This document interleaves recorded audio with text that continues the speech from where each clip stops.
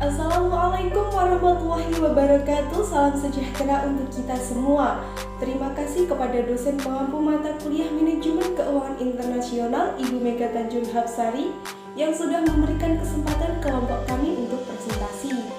Dan juga saya mengucapkan terima kasih kepada teman-teman semua yang sudah like, komen, share, subscribe maupun menyimak atau mendengarkan video kami kali ini. Saya Kusindarti Agustina dengan nomor induk mahasiswa 12640620320. Saya mahasiswa Universitas Islam Negeri Tulung Agung jurusan Manajemen Keuangan Syariah. Di mana kelompok kami akan mempresentasikan tentang pengaruh pemerintah atas nilai tukar.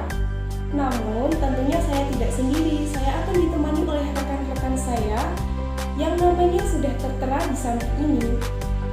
Yang pertama ada Sherly Duhifa Marselgiani, yang kedua ada Sylvia Rahmawati, yang ketiga ada Setia Ziyadatul Ummah, yang keempat ada A'al Tohal Arabi, dan yang terakhir ada saya sendiri Kusindarti Agustina. Baik, langsung saja kita masuk materi yang pertama. Sistem nilai tukar. Karakteristik nilai tukar. 1. Di antara dua mata uang manapun harus ditetapkan secara kredibel. 2. Sebuah mata uang harus dapat dikonversi dengan mudah ke mata uang lainnya. 3. Mata uang harus memungkinkan otoritas moneter dapat melakukan kebijakan moneter yang sepenuhnya independen, misalnya dalam mengejar tujuan domestik seperti target pertumbuhan. Jenis sistem nilai tukar. 1. Sistem nilai tukar tetap, di mana mata uang dibiarkan tidak bergerak, terapresiasi maupun terdepresiasi. 2. Sistem nilai tukar mengambang, di mana mata uang mengambang atau bergerak bebas tergantung pada fundamental permintaan penawaran di pasar valuta asing. Intervensi pemerintah. Intervensi dan sistem ekonomi. Sistem ekonomi pasar mengedepankan pada minimalisasi intervensi. Swasta mengambil peran penting dalam alokasi sumber daya ekonomi. Pasar beroperasi secara bebas melalui mekanisme permintaan dan penawaran. Mekanisme tersebut mengarahkan alokasi sumber daya secara lebih efisien dibandingkan dengan sistem ekonomi komando. Di bawah sistem ini, peran pemerintah biasanya hanya sebatas penegakan aturan untuk mengakui dan melindungi kepemilikan properti pribadi. Di bawah ini, sistem ekonomi campuran intervensi lebih beragam dibandingkan dengan ekonomi pasar, tetapi tidak se-ekstrim ekonomi komando. Pemerintah memiliki peran begitu juga swasta. Signifikansi peran pemerintah dan swasta juga beragam antar negara. Jadi, antar negara itu berbeda-beda signifikansinya. Tujuan intervensi. Pemerintah mengintervensi perekonomian dengan beberapa tujuan seperti redistribusi pendapatan dan kekayaan. Misalnya, pemerintah meluncurkan berbagai program kesejahteraan seperti asuransi pengangguran, kesehatan, dan pendidikan gratis. Kemudian menyediakan barang publik. Contoh barang publik adalah taman umum, infrastruktur, dan pertahanan nasional. Menyediakan lapangan persaingan yang adil. Melalui peraturan anti-monopoli, pemerintah mencegah praktik persaingan tidak sehat seperti kolusi dan penetapan harga predatori. Mengamankan dan memacu perekonomian domestik. Sebagai contoh, pemerintah menetapkan pembatasan perdagangan untuk melindungi industri domestik dari persaingan produk impor. Melindungi konsumen. Misalnya, pemerintah meluncurkan kebijakan perlindungan konsumen, persyaratan kualitas, keselamatan kerja, dan lingkungan. Mengubah perilaku konsumen. Intervensi adalah salah satu jalan untuk mengurangi dampak dari eksternalitas negatif. Misalnya, pemerintah dapat menaikkan pajak untuk produk seperti minuman beralkohol dan tembakau. Melestarikan lingkungan. Tanpa peraturan dan kebijakan pemerintah, perusahaan lebih cenderung untuk mengabaikan biaya eksternal terhadap lingkungan. Mereka mengeksploitasi sumber daya alam secara berlebihan atau membiarkan limbah mengalir ke lingkungan tanpa pengolahan lebih lanjut. Praktik semacam itu tentu saja membahayakan keseimbangan perekonomian dalam jangka panjang. Cara intervensi pemerintah. Intervensi pemerintah mengambil beragam bentuk mulai pada tingkat mikro hingga makro. Kebijakan ekonomi. Kebijakan ekonomi terdiri dari dua kategori utama, yaitu kebijakan sisi penawaran dan kebijakan sisi permintaan. Kemudian peraturan. Pemerintah memastikan aktivitas perekonomian berjalan secara sehat. Beberapa peraturan bertujuan untuk mendorong aktivitas bisnis, sementara yang lain untuk mengontrol aktivitas bisnis dan menghindari hasil yang tidak diinginkan atau eksternalitas negatif.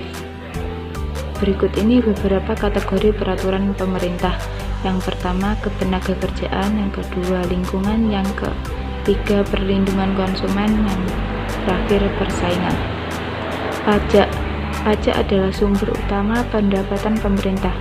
Pemerintah menggunakannya untuk membiayai sejumlah program dan untuk melunasi utangnya.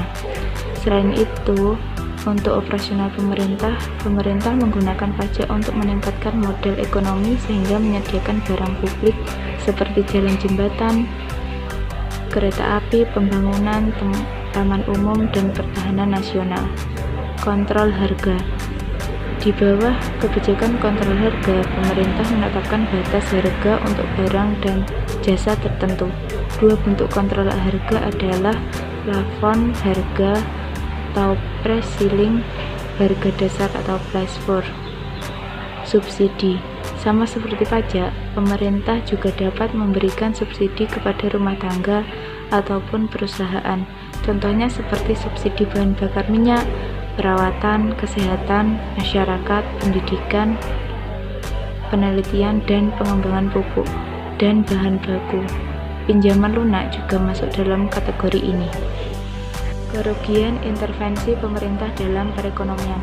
Berikut ini adalah sisi negatif intervensi pemerintah terhadap perekonomian.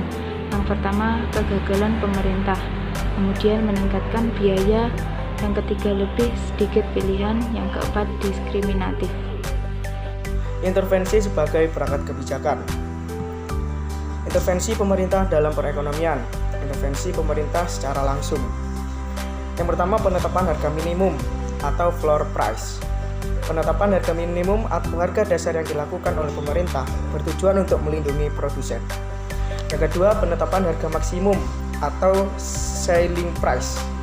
Penetapan harga maksimum atau harga eceran tertinggi atau HET yang dilakukan pemerintah bertujuan untuk melindungi konsumen.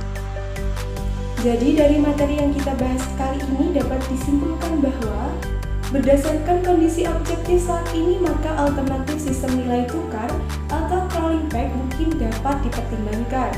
Tentunya dengan komitmen untuk tetap mengendalikan besaran-besaran moneter secara konsisten. Di tengah kebutuhan kita akan modal asing dan cadangan devisa, sistem devisa bebas masih merupakan pilihan terbaik. Namun, sistem devisa tersebut memerlukan sistem monitoring lalu lintas devisa yang berkomprehensif dan akurat. Sistem devisa bebas yang diarahkan untuk mendukung penerapan sistem crawling peg perlu didukung dengan upaya-upaya tambahan untuk meningkatkan cadangan devisa yang berasal dari ekspor. Hal ini dapat memberikan fasilitas atau insentif kepada eksportir. Itulah tadi penjelasan materi kami tentang pengaruh pemerintah atas nilai tukar. Tidak hanya itu, saya selalu mengutip quotes dari Jerome Powell. Tugas kita adalah berjuang dan percaya. Suatu saat kita bisa berhasil seperti ratusan orang di luar sana yang telah membuktikannya. Dengan harapan, apa yang bisa saya sampaikan kepada teman-teman semua bisa memahami dengan baik dan teman-teman semua bisa mengaplikasikannya dalam dunia sehari-hari. Saya juga mengucapkan terima kasih kepada teman-teman semua yang sudah menyimak dan mendengar video kami kali ini. Jika ada kurang lebihnya saya mohon maaf. Saya Kusindati Agustina pamit undur diri. Wassalamualaikum warahmatullahi wabarakatuh.